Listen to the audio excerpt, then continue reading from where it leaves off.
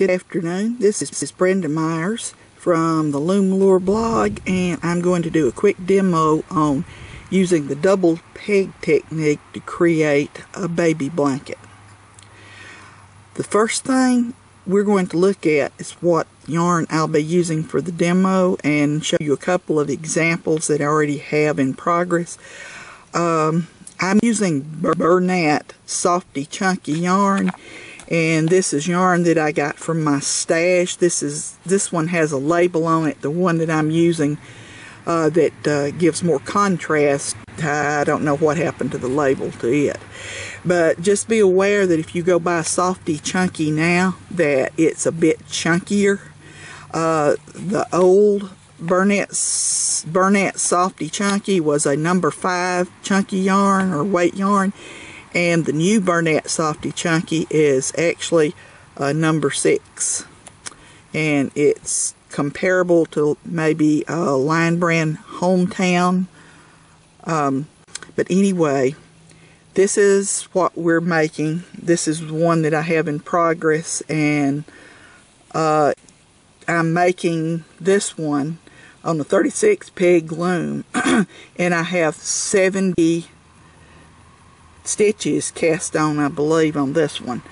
Also another one, and let me get my yarn out of the way here. Another one that I had started previously is a thicker yarn. It's number 6, and I think it's burnett baby blanket. It makes a really thick yarn, and this one is done, and I can't get the loom back far enough, but this is the 41 peg nifty knitter type large gauge loom, and I'll just set it over to the side and move this out of the way. Any large gauge loom will work. In fact, any loom will work doing this. I'm just showing you how to do it on the large gauge loom. First thing we're going to do is to cast on, and we need to go ahead and do our slip knot, which is over, cross, and through. And I will be using a cast on that I first saw done by Helen Jacob Grant back in 2009. Never paid that much attention to it until about 2012, and I did an article on bunnies in the garden for the Loom Knitter Circle, and explained how to do the cast on that's based on Helen Jacob Grant's cast on. I think there's probably more recent one, and there's, maybe it's called a cable cast on for knitting. I'm not a needle knitter, so can't tell you for sure. But anyway, I do know that Kirsten with Good Knit Kisses has done a very excellent video tutorial just on this cast on, and I think she does call it cable cast on. Anyway, I'll show you how we're going to do it for this project. Since we're using a double peg technique, this means that we'll be knitting 2 stitches per peg, and put the slip knot on the peg 1, and I am working in a counterclockwise direction, but it doesn't matter. You can just reverse it and go in the other direction. Just remember that when you're doing this, you put the slip knot on peg 1 and wrap between pegs 1 and 2 as if you're going to create a knit stitch. And grab the yarn, move the working yarn over, and flip this over. Always keep, and let me get this a little closer, always keep the active part of the yarn toward the back of the loom. Now, you can do it this way and flip this back over if you want to. I'll show you how I actually do this all in one step. Saves a little bit of time. Kind of put your thumb in between those 2 strands of yarn, bring this around to the front, and put hook up in there, grab it, bring it over, and flip it over to the next peg. This is stitch 1, stitch 2, this will be stitch 3. Again, we're going to grab this and pull it up like that, bring it over this way, and then this time, instead of placing it on the other peg, I'm just going to go ahead and do it on this one. Just remember, the active part of the yarn, working yarn, should be to the back of the loom. And once again, I'll cast on a couple more pegs so you can kind of get a feel for this. Place that on there and bring this over. Pull this up under, just as if to make a knit stitch. And I think I'm hung on something over here. There we go. Bring this to the between the next peg and the current peg you're on. See, the active part of the yarn is to the back, and there you are. We'll do it one more time, and then I'll finish casting on a few more stitches. Flipped over and do this one on top of that one, and there you go. So currently we have, and let's hold this like this, we have 2, 4, 6, 8 stitches cast on. I'm going to cast on a few more stitches. And this is, like I say, we're not actually making a blanket unless you want to make a Barbie blanket for your daughter, granddaughter's Barbie doll. This is just going to be an example, a small sample to give you an idea how to do this. And over. And there we have 10 stitches, and that's enough for the demonstration. Also, you want the last stitch to be a solo stitch, not a double peg stitch, but a solo stitch. And this will give you the space that you need to shift the stitches when you work back and forth.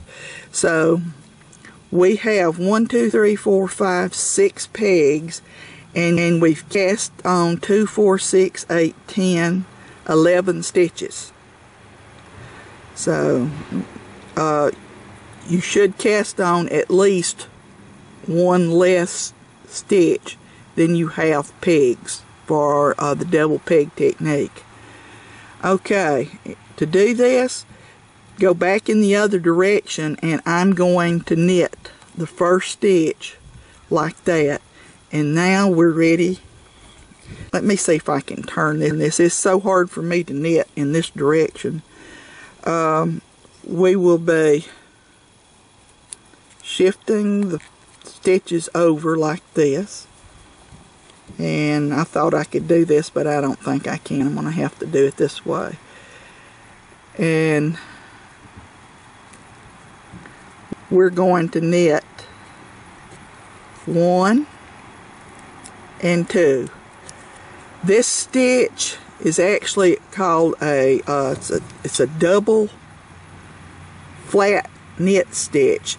You're knitting 2 stitches on each peg. I do it in a method that makes it a little faster to use, but it still works out to the same thing. You're knitting 2 stitches on each peg. Okay, let me get the yarn started here. And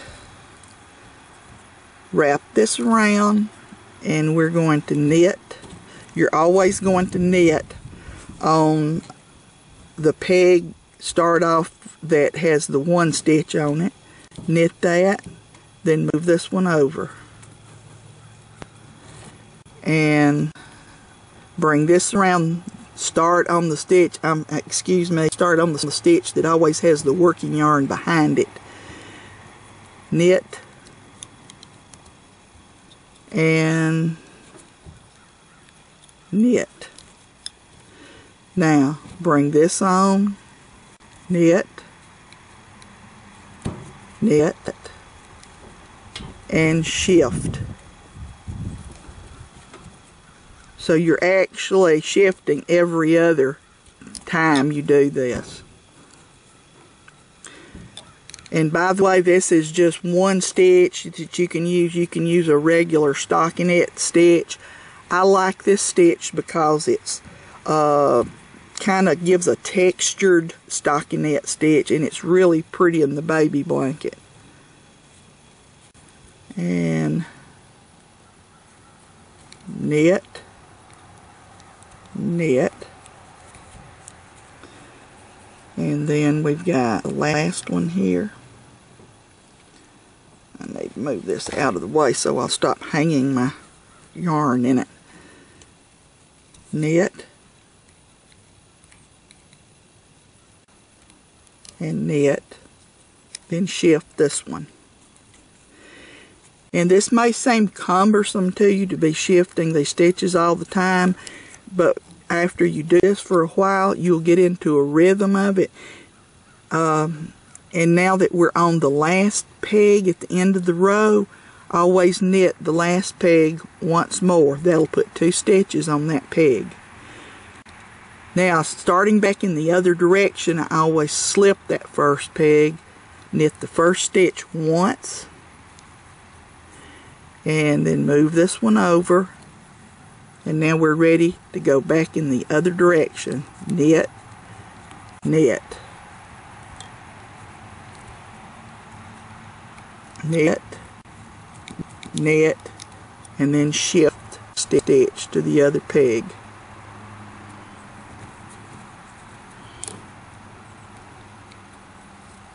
Knit, knit, then knit,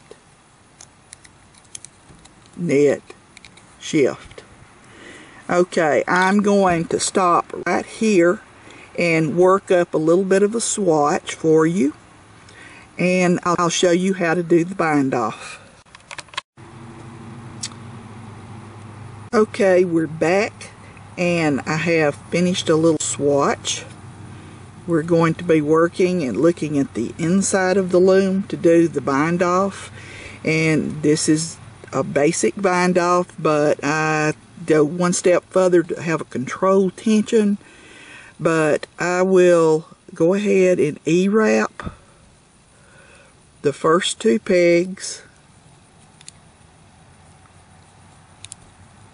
and then, like we usually do, go back to this one, and we bound that off.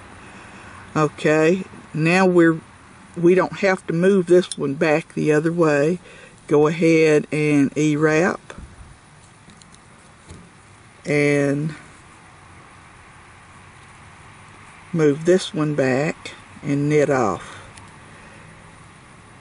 Now we have bound off 2 stitches so far, but I go one step further when I'm doing a bind off and pick the loop the stitch that I just bound off up and put it back on. This helps hold the tension to keep it from working too tightly. Go to the next one, and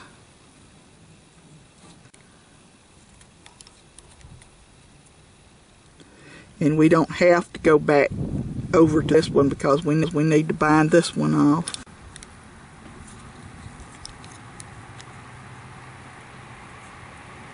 And then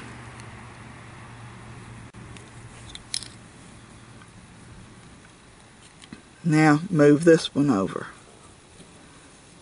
And again, I am going to put this one back on here, and I'll take the one off from previous. Okay, we're ready to bind the next stitch off.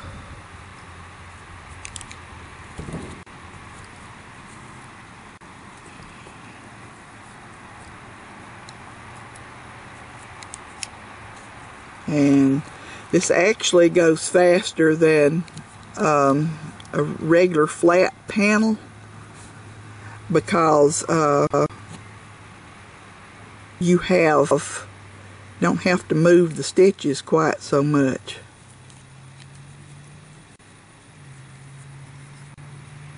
And then we can put this one back up on here.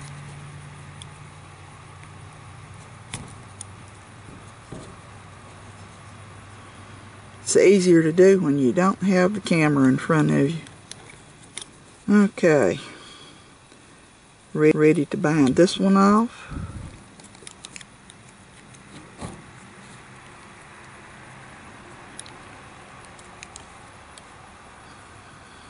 And this one.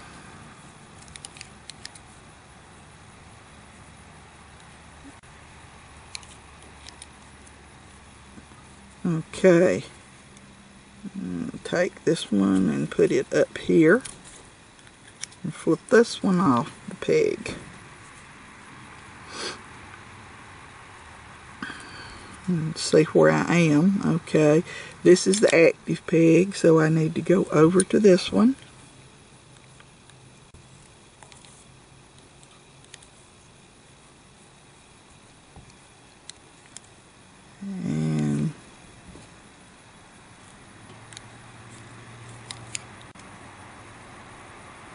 This will finish it up.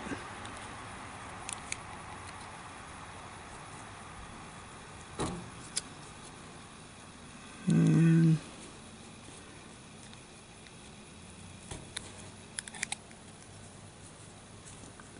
we will knit the last peg once more.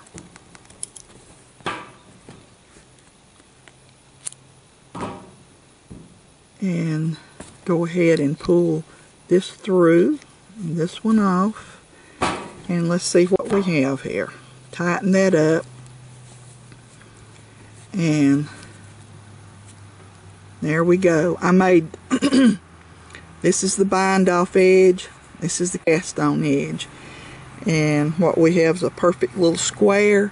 To give you an idea, this number 5 yarn will yield a gauge of approximately 2.5 stitches per inch on the large gauge loom.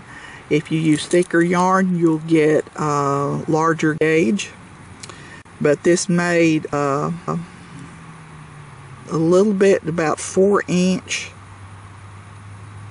wide, and we worked on 6 pegs, and I didn't count the rows, but this is 3 by 4, but it'll give you about 3 rows by 2.5 stitches or gauge per inch.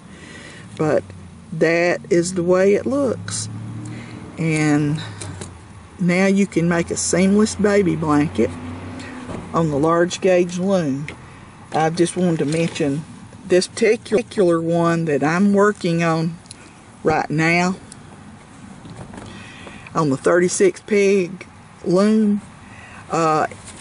Measures out to be about 34 inches wide, and it will use 2 skeins of the older Burnett Softy Chunky. They're 180 yards per skein. The new Softy Chunky, which is a bulkier yarn, has only 108 yards, so it will take more skeins. But it's also, it gives a larger gauge. But anyway, I just love this stitch. This is one of my favorite stitches and one I've used in a lot of other projects. So go out and knit those baby blankets.